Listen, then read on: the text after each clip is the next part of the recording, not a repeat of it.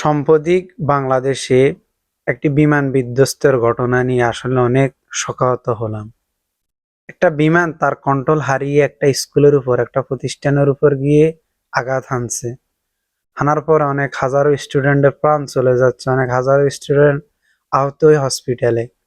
আমাদের দেশের তথাকথিত রাজনীতিবিদেরা তাদের রাজনীতির ফায়দা লুটার জন্য ওখানে গিয়ে জনসমাগমের ভিড় করতেছে।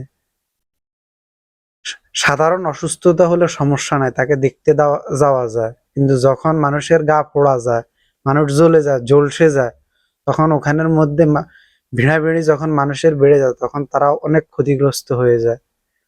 আমাদের দেশের রাজনৈতিক ব্যক্তিদের উচিত ছিল তাদের নেতা কর্মীদেরকে ওখানে পাঠানো, তাদেরকে চিকিৎসা, রক্তদান, সেবা সমূহগুলা দেওয়া উচিত ছিল, কিন্তু তারা তা না করে তারা নেতারাই গিয়ে ওখানের মধ্যে এমন ভিড় করতেছে যেখানে রোগীর চেয়ে তাদের নেতা নেত্রীর সংখ্যা বেশি হয়ে যায়।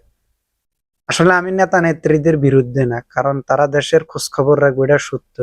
যেখানে প্রয়োজন নেই সেখানে তারা না যাওয়াটাই উচিত। তাদের কর্মীদেরকে, তাদের সমর্থকদেরকে ওখানে প্রেরণ করা উচিত। আসলে আমরা মানুষ হব কবে? আমরা দেখতে সবাই মানুষ, কিন্তু আমাদের পরিবর্তন কই? আমরা সবাই আছি নিজেদের রাজনীতির ফায়দা লুটার জন্য। কত হাজারো মানুষের জীবন চলে যাচ্ছে। আপনার উচিত এক গ্লাস তাকে পানি দেওয়া, তাকে আপনি তাকে হসপিটালে নেওয়া, তাকে একটা গাড়িতে করে তাকে হসপিটালের দিকে নিয়ে যাওয়া। কি দেখলাম, কত লোক দাঁড়িয়ে দাঁড়িয়ে ভিডিও করতেছে, তামসা দেখতেছে। এটা হচ্ছে আমাদের মানবতা। আল্লাহ সবাইকে হেদায়েত দান করুক। যারা মারা গিয়েছেন আল্লাহ সবাইকে জান্নাত দান করুক, যারা অসুস্থ আল্লাহ সবাইকে সুস্থতার মতো নেয়ামত দান করুক।